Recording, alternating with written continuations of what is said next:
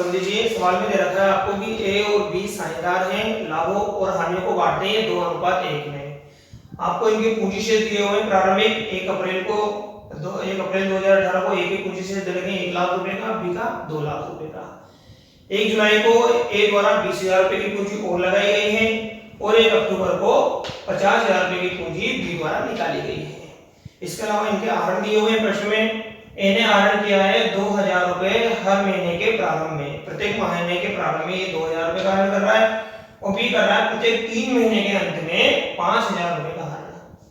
अब इनके बीच क्या तय हुआ है, तो इनके बीच साझेदारी संलेख में ये तय हुआ है कि पूंजी पर तो ब्याज दिया जाएगा 10% वार्षिक दर से, आहरण पर 12% वार्षिक दर से, प्रत्येक साझेदार को मिलेगा 500 रुपए मासिक वेतन और बी को 10,000 रुपए, यहाँ केवल बी को क्या मिलेगा 10,000 रुपए का कमीशन साल भर में।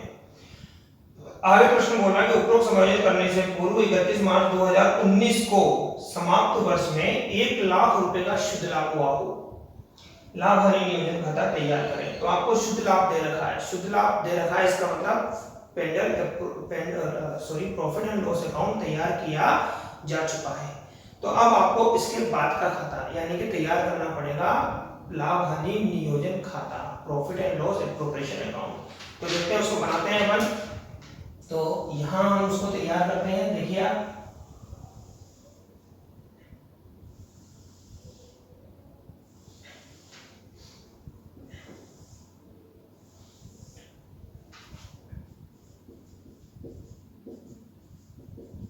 Profit and loss appropriation account, यहां डेट लिखेंगे for the year ending of, year का एंड कब हो रहा है हमारे 31 मार्च 2019, ठीक है। यहां लिखेंगे डीआर और यहां लिखेंगे सीआर, यहां लिखेंगे पर्टिकुलर अमाउंट, पर्टिकुलर और यहां अमाउंट। ओके, जैसा कि आपको पहले बताया जा चुका है, इसे तैयार किया जाता है लाभ हानि खाते के बाद साझेदारों में लाभों का बंटवारा करने के लिए। तो साझेदारों में चूंकि हमें लाभों का बंटवारा करना है तो सबसे पहले हमें पता होना चाहिए कि लाभ कितना हुआ। तो पूरे प्रश्न में हम लाभ को ढूंढेंगे। लाभ आपको दे रखा है 1 लाख रुपए का, 1 लाख रुपए के लाभ को हम यहाँ शुरू करेंगे by P&L account. P&L account मतलब प्रॉफिट एंड लॉस अकाउंट।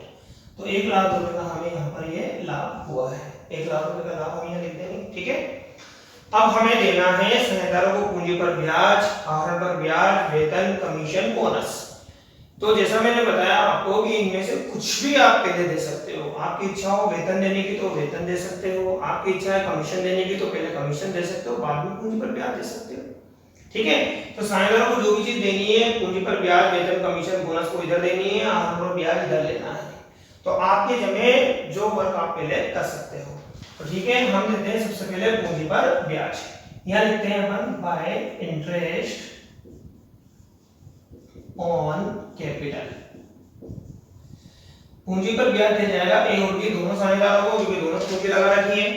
सामान्य विधि से हम यहाँ पर पूंजी पर ब्याज की गणना करेंगे।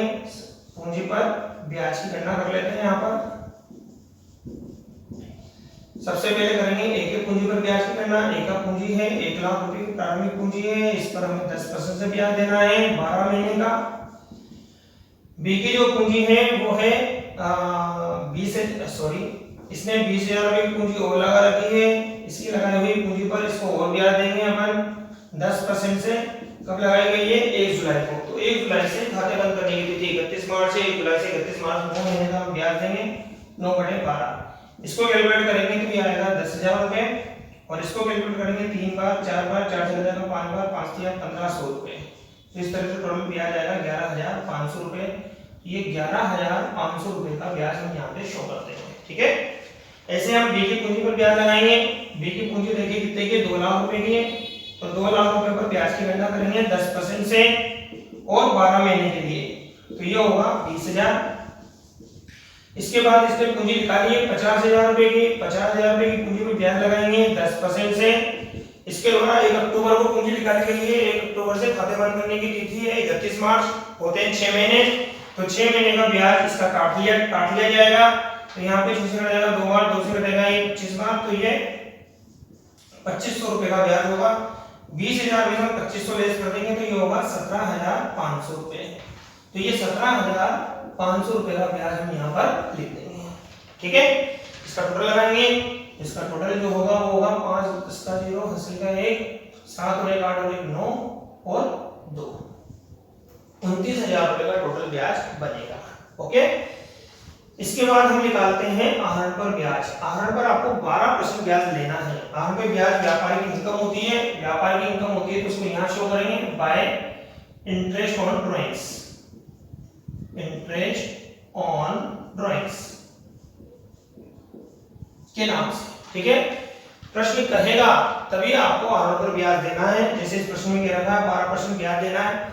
मान लीजिए आहरण पर ब्याज का कोई लेखा नहीं होता तो हमारी इच्छा से हम आहरण पर ब्याज नहीं देते। ऐसी स्थिति में यहाँ हम कुछ भी नहीं लिखते। फिलहाल आपको 12% ब्याज देना है। तो सबसे पहले देखते हैं ए के आहरण पर ब्याज। ए आहरण कर रहा है 2,000 रुपए का, 2,000 रुपए का आहरण कर रहा है। कैसे?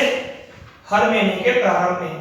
तो हर महीने के प्रारंभ में अगर ये 2,000 रुपए का आहरण करेगा तो 12 महीने में कितनी बार करेगा? 12 बार। 12 बार इस तरह से ये कितने रुपए निकाल देगा? 24,000 रुपए निकाल देगा। ठीक है, अब अगर अपन माह की गणना करेंगे तो माह की गणना का सूत्र होता है कितने महीने व्यापार चला, मतलब n। हर महीने के प्रारंभ में कर रहा है तो प्लस, हर महीने आहरण कर रहा है तो 1 और अपॉन 2। तो इस तरह से 12 प्लस 1/2, तो यहाँ पे लगेगा 6.5 महीने का ब्याज। तो यहाँ लगाते हैं अपन 24,000 रुपए पर 12% से 6.5 महीने का अपन क्या लगाएंगे, यहाँ पर ब्याज कैलकुलेट करेंगे। तो देखिए आप यहाँ 2 0 से 2 0 काट देते हैं और 12 को 12 से काट देते हैं और 24 को 6.5 से अगर अपन इंटू करेंगे 24 इंटू 6.5 तो 6 पंजे 20 का 0 हाथ लगेंगे, 0 हाथ लगेंगे 2 और 5 दूनी 10, 10 और 2 कितने होते हैं 12। इंटू करेंगे 6 चौक 24 का 4 हाथ से लगेंगे कितने 2। ठीक है, और 6 दूनी 12, 12 तो कितने होते हैं 14। तो ये होगा 0 4 6 5 और 1 0 डाल देते हैं तो ये ब्याज आएगा 156 रुपए का मात्र। तो यहाँ लिखेंगे अपन ए के बाद बी का 156 रुपए का ब्याज। 156 क्या, सॉरी यह आएगा 0, तो यह आएगा आपके 1560 रुपए का ब्याज। ओके, ए की पूंजी पर।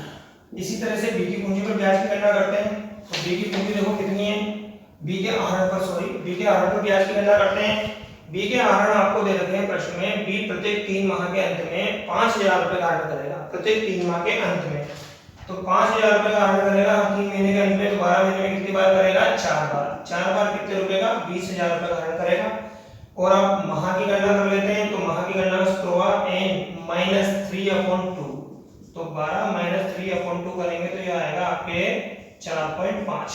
ठीक है, और अब ब्याज लगा लेते हैं। ब्याज की गणना का यहाँ पे सूत्र होगा गुणनफलों का योग इनटू ब्याज की दर इनटू माह अपॉन 12 इनटू 100। तो 2 0 से 2 0 काट देते हैं, 12 से 12 को काट देते हैं तो ये ब्याज आएगा 900 रुपए का। ठीक है, 900 रुपए का ब्याज हम यहाँ लिख देंगे। तो टोटल हो जाएगा ये 2460 रुपए।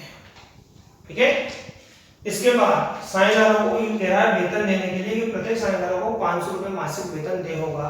यहाँ लिखेंगे अपन बाय पार्टनर सैलरी ए और बी। ए को 500 रुपए महीना, तो 12 महीने का कितना होगा 6,000 रुपए सैलरी इसको मिलेगी और 6,000 रुपए की सैलरी इसको मिलेगी। इस तरह से टोटल 12,000 रुपए की सैलरी यहाँ पर लिखेंगे। ठीक है, ऐसे देखिए आप आगे बोल रहा है कि बी को 10,000 रुपए वार्षिक कमीशन दिया जाएगा। तो बी को कमीशन दे देते हैं, यहाँ लिखेंगे बाय बीज कमीशन। कितने रुपए दे रहा है? 10,000 रुपए का कमीशन यहाँ पर दिया जाएगा। ठीक है, तो देखिए आप प्रश्न में हमें हुआ था 1 लाख रुपए का लाभ। 1 लाख रुपए के लाभ में उसने बोला कि पूंजी पर ब्याज दो, तो पूंजी पर ब्याज दे दिया हमने 29,000 रुपए का। आहरण पे ब्याज लेना 12%, तो आहरण पे ब्याज ले लिया हमने 12% से। इसके अलावा बोल रहा है साझेदारों को वेतन दो, तो यहाँ पे साझेदारों को वेतन दे दिया। कमीशन दो, तो यहाँ पर कमीशन दे दिया। ठीक है, तो जो भी चीज कहा गया है साझेदारी संलेख में वो काम हमने पूरा कर दिया है। और अब जो लाभ बचेगा, मान लीजिए ये काम के बाद भी अगर लाभ बचता है तो उस लाभ को साझेदारों के लाभ विभाजन अनुपात 2:3 में बांट दिया जाएगा। तो देखते हैं लाभ बच रहा है क्या, हम इसका टोटल लगाते हैं लाभों का, तो यह आएगा 1,02,460 रुपए। और अगर इसका टोटल लगाते हैं अपन तो ये टोटल बनता है आपका 29 और 10 39 39 तो 41 और 51,000 रुपए। 51,000 का टोटल बनता है। और 1,02,460 में से हम लेस कर देते हैं 51,000। 51,000 को अगर हम लेस कर देंगे इसमें से, तो ये 0 6 4 2 में से गया तो कितना बचेगा 1, और 10 में से 5 गए तो कितने बचेंगे 5, यानी ये बचेगा 51,460 रुपए।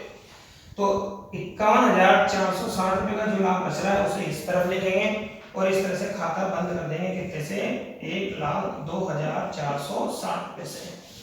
अब जो प्रॉफिट हुआ है हमें 51,460 रुपए का, ये प्रॉफिट किसी एक का नहीं बल्कि सभी साझेदारों का है। जितने साझेदार व्यापार में लगे हुए हैं उन सभी साझेदारों में 51,460 रुपए को बांट दिया जाएगा। ठीक है, तो यहां लिखेंगे अपन by partners capital account, capital account. और ए में और बी में दो साझेदार हैं, दोनों साझेदारों में इसको बांट दिया जाएगा। इनका अनुपात जो है वो आपको देखना है 2:3। 2:3 का मतलब इनका योग लगाओ, 2 और 3 कितने होते हैं 5, इसका मतलब होता है 2/5 और 3/5। तो 2/5 और 3/5 में इस लाभ को बांटेंगे। तो सबसे पहले ए को बांटते हैं 51,460 रुपए का 2/5, और बी को बांटेंगे 51,460 रुपए का 3/5। 5 से इसको डिवाइड करते हैं, एक बार 0 5 दूनी 10 4 बार 9 पंजे 45, हंस लगेगा 1 5, तो 10 का 0 हंस लगेगा 1, 9 दूनी 18 और 19 का 9 हंस लगेगा 1, 4 और 1 5, और ये 0 और ये 2, 20,590 रुपए। तो 20,590 रुपए तो इसको मिलेगा। और ऐसे इसको बांट देते हैं, ये कटेगा 295 का 5 3 से गुणा कर देते हैं, 5 से 15 का 5 हंस लगेगा 1, 9 से 27 और 28 का 8 हंस लगेगा 2, 6 और 2 कितने हो जाएंगे 8, ये 0 और 3, 30,885 रुपए इसको मिल जाएगा, 30,885 रुपए। ठीक है, और इस तरह से हमारा सवाल क्या हो जाएगा, फिनिश हो जाएगा। ठीक है, देखिए आप तो फिर समझ लीजिए इस सवाल को। इस सवाल में देखो आप सबसे पहले हम लिखेंगे प्रॉफिट। प्रॉफिट आपको दे रहेगा 1 लाख रुपए का। फिर जैसे कि सवाल कह रहा है कि आपको पूंजी पर ब्याज देना है, आगे ब्याज लेना है, साझेदारों को वेतन देना है और कमीशन देना है, तो आपकी जो इच्छा हो वो आप पहले दे सकते हो। सबसे पहले हमने दिया पूंजी पर ब्याज। पूंजी पर ब्याज हमने कैलकुलेट किया, एक का है 11,500, एक का है 17,500, तो टोटल आया 29,000 रुपए का। ऐसे हमने आहरण पे ब्याज दिया, आहरण ए के आहरण पर ब्याज और बी के आहरण पे ब्याज लगाया। ए के आहरण पे ब्याज हो रहा है 1,560 रुपए का और बी के आहरण पे ब्याज हो रहा है 900 रुपए का। इसको यहाँ लिखा, इस तरह से इसको टोटल लगा के यहाँ लिख दिया। अब बोला जा रहा है कि प्रत्येक साझेदार को 500 रुपए मासिक, मासिक यानी कि हर महीने, तो साल भर का वेतन कितना होगा 6,000 रुपए का। 6,000 रुपए का इनको वेतन दे दिया, 12,000 रुपए।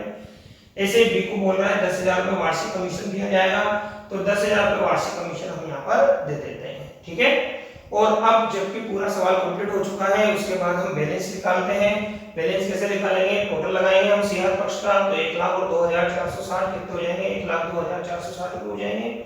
और उसमें से पूंजी पर ब्याज, वेतन और कमीशन को लेस कर देंगे, क्योंकि ये हमने लाभों में से इसे दिया है। ये लेस करने के बाद जो आएगा कितना आ रहा है 51,460 रुपए का प्रॉफिट अभी भी बच रहा है, और इसे फिर बांट दिया जाएगा साझेदारों में उनके लाभ विभाजन अनुपात 2:3 में। तो ए को मिल रहा है 20,560 और बी को मिल रहा है 30,885 रुपए। ओके।